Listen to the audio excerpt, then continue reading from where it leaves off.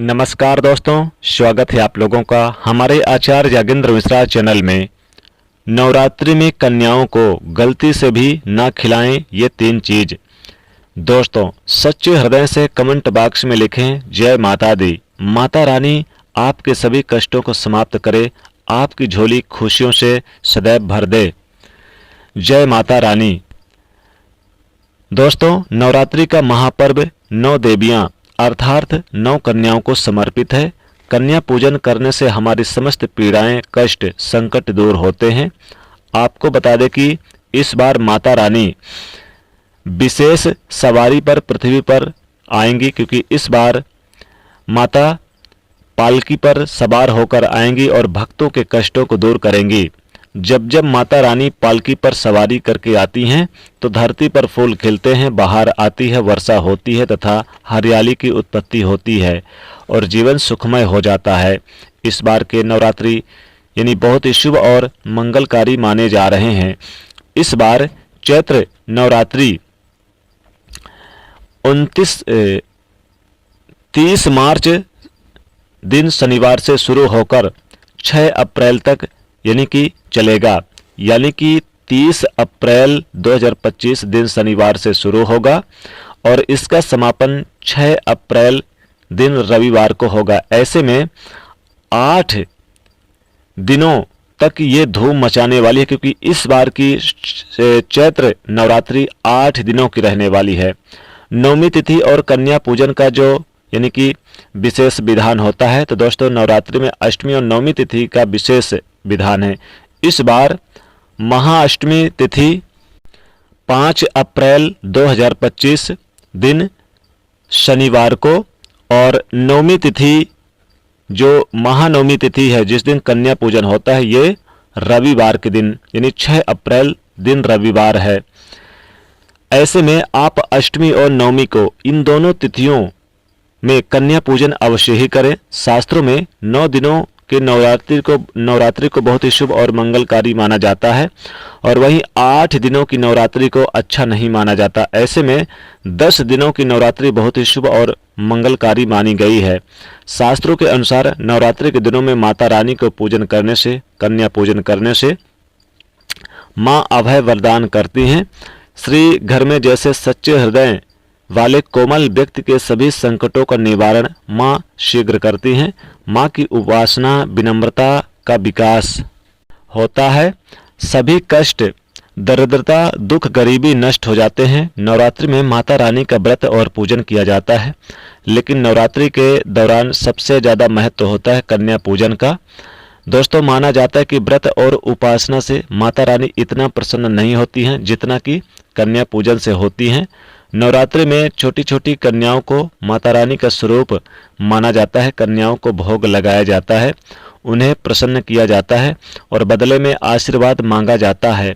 कन्याओं को प्रसन्न करने के लिए गिफ्ट आदि उपहार वगैरह दिए जाते हैं। माना जाता है कि अगर कन्याओं को कोई भेंट दिया जाए और वो उसे खुशी खुशी स्वीकार कर ले, तो इसका मतलब है कि माता रानी अर्थात माता वैष्णो ने वो भेंट स्वीकार कर ली है। जिन पर कन्याएं प्रसन्न होती हैं तो समझो उन्हें माता रानी का आशीर्वाद मिल गया और माता रानी की कृपा से उन्हें मुँह मांगा वरदान प्राप्त होता है। नवरात्रि में 2 साल से लेकर 10 साल तक की कन्या का पूजन होना चाहिए। अष्टमी अथवा नवमी की दिन कन्याओं के पैर धोकर भोजन कराना, उपहार आदि देना श्रेष्ठ माना गया है। दोस्तों, कैसे करें स्वागत। दोस्तों, कन्या जब आपके घर आए तब सभी के पैरों को दूध और पानी से मिलाकर थोड़ा उनके पैरों को धुलाना चाहिए। फिर उसके बाद कन्याओं को किसी साफ जगह पर जमीन पर कपड़ा बिछाकर बैठाना चाहिए। उनके माथे पर अक्षत, फूल और कुमकुम लगाना चाहिए। फिर उसके बाद भोजन ग्रहण करवाना चाहिए। लेकिन हमेशा याद रहे, कन्याओं की थाली में 3 पूरियां कभी न रखें, इसे शुभ नहीं माना जाता। 3 पूरियां तथा 3 रोटियां मरने के लिए निकाली जाती है और जेल में कैदियों के लिए दी जाती है। ऐसे में कन्याओं की थाली में कभी भी 3 पूरी कभी न दें, लेकिन 1-2 करके पूरियां दे सकते हैं, इससे 3 संख्या बढ़ जाती है। दोस्तों, कन्याओं को खाना खिलाने के बाद अंत में कन्याओं के सर पर लाल चुनरी ओढ़ाना चाहिए और भोजन में आपको खीर, पूड़ी, हलवा तथा आलू की सब्जी छोले वगैरह की सब्जी खिलाना चाहिए, पनीर आदि भी खिलाना चाहिए, लेकिन भूल से भी लहसुन और प्याज का इस्तेमाल कभी ना करें, अन्यथा अनर्थ हो जाएगा।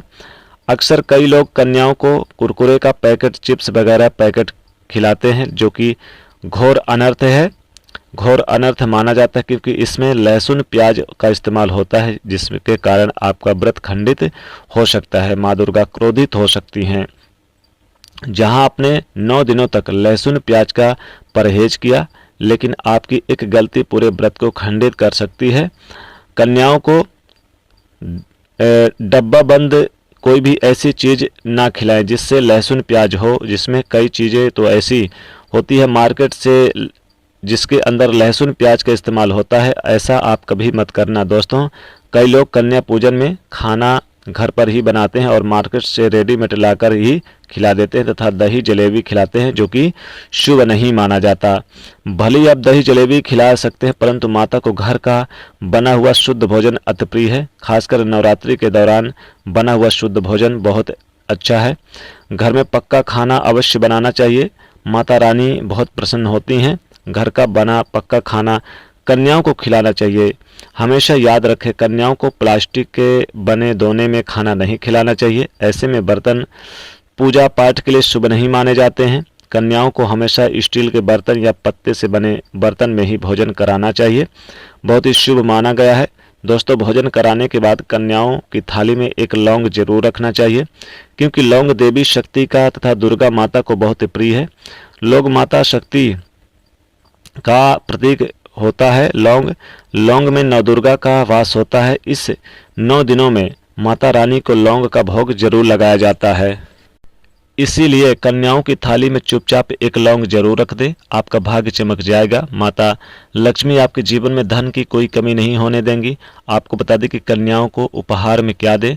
कन्याओं को खुश करने के लिए उनकी थाली में दक्षिणा डालें, ताकि आपके घर में समानता बनी रहे तथा धन की कोई भी कमी ना हो। कन्याओं को कोई सुंदर सा गिफ्ट दे सकते हैं। शास्त्रों में बताया जाता है कि कन्या जितना खुश होती है, माता रानी उतना ही जल्द फल की प्राप्ति कराती है। ऐसे में आप कन्याओं को चॉकलेट बॉक्स दे सकते हैं तथा खूबसूरत कपड़े दे सकते हैं। याद रहे, काले कपड़े ना दें और स्टील के बर्तन की गिफ्ट के तौर पर दे सकते हैं। याद रहे कि कन्याओं को लोहे का कोई भी सामान नहीं देना चाहिए। दोस्तों, जब कन्या अपने घर के लिए प्रस्थान करे तो उनके चरण जरूर धोएं, छू ले और अपने मन में अपनी प्रार्थना करें तो पूरी करने के लिए प्रार्थना करें। सच्चे दिल से मांगी हुई मुराद माता रानी अवश्य पूरी करती हैं। दोस्तों, नवरात्रि में कन्याओं को आप पक्का भोजन खिलाएं, खीर, पूड़ी, हलवा, पूड़ी, कचौड़ी। आप उन्हें केला दे सकते हैं, सेव दे सकते हैं, फलों में आप उन्हें अंगूर वगैरह सब कुछ दे सकते हैं। साथ ही एक नारियल जरूर दें और कन्याओं को खिलाते समय यानी पक्का भोजन खिलाएं, खीर, पूड़ी, हलवा। आप उन्हें कच्चा भोजन कभी ना खिलाएं। खाने में मीठा जरूर डाल दें, साथ ही मिठाई वगैरह भी दे सकते हैं। इससे कन्या बहुत प्रसन्न होती हैं। और उन्हें चुनरी जरूर दे दें, चुनरी से भी माता रानी बहुत प्रसन्न होती हैं, इसलिए कन्याओं को ये चीज़ जरूर दे दें। साथ ही कन्या पूजन करते समय कुछ गलतियां बिल्कुल ना करें। जैसे कन्या पूजन करते समय बहुत सारे लोग उनका मान सम्मान नहीं करते, वो गलती करते, इसलिए उनको यानी कि कन्या पूजन करते समय 3 पूरियां न दें और साथ ही कोई टूटी फूटी चीज़ ना दें कन्याओं को। इस चीज़ का ध्यान रखें और जब भी कन्या को विदा करें तो हंसते हंसते विदा करें, तभी कन्या पूजन का पूर्ण फल मिलता है, माता रानी प्रसन्न होती हैं। दोस्तों, नवरात्रि के दिनों में अगर कुछ संकेत मिल जाए तो समझो माँ दुर्गा आपके घर आ चुकी है। जैसे कि क्या संकेत है, देखिए, पहला जो कलश होता है, कलश की स्थापना होती है तो उससे जो जौ निकलती है, हरियाली बहुत ही शुभ मानी गई है। कहा जाता है कि जौ से निकली हरियाली हमारे भविष्य में होने वाले अच्छे और बुरे दिनों का संकेत देती है। ये सभी बातें हमारे आने वाले साल के भविष्य को बताती है। यदि आपने जौ बोए हैं और किसी कारण से वो सूख गए हैं तो ये फिर मनहूस का कारण माना जाता है। नवरात्रि में जौ अगर सूख जाए तो ये अच्छा नहीं होता है, समझ लेना कि यह साल आपका खराब हो जाएगा तथा घर में कोई बीमारी आने वाली है। धन हानि का संकेत माना जाता है, क्योंकि आपने जो बोई है उसमें कोई ना कोई गलती कर दी है, जिसके कारण माता रानी नाराज हो गई हैं। इसलिए माता से आप क्षमा अवश्य मांग ले, अपने भक्तों को अवश्य माफ़ कर देती है माता रानी। दोस्तों जो है हरे भरे होने चाहिए, ये शुभ संकेत माने जाते हैं। दूसरा यानी कि आने वाले समय को यानी बेहतर बनाने के लिए माता रानी को आप यानी कि विशेषकर भक्ति करें तो लाभदायक रहेगा। 1 रुपये का सिक्का जौ में जरूर डाल दें, जो जौ बोते हैं माता रानी के नीचे उसमें 1 रुपये का सिक्का डाल दें और उस 1 रुपये के सिक्के को नवरात्रि के बाद अपने धन पेटी, अलमारी, तिजोरी में रख दें। बहुत शुभ और बहुत ही मंगलकारी माना जाएगा। तो दोस्तों याद रहे इन चीज़ों को। साथ ही कन्याओं को आप कौन सी चीज़ गलती से ना दें। देखिए, कन्याओं को आप गलती से भी यानी कोई कुरकुरे के पैकेट वगैरह या फिर कोई भी नमक की चीज़ बनी चीज़ें बिल्कुल ना दें। इस प्रकार से ये करें, बहुत लाभदायक रहेगा। तो दोस्तों वीडियो को ऐसी लगी, आशा करते हैं, पूर्ण विश्वास है कि वीडियो आपको अच्छी और पसंद आई होगी। इसलिए वीडियो को लाइक करें, शेयर करें, चैनल को सब्सक्राइब करें। जय माता रानी।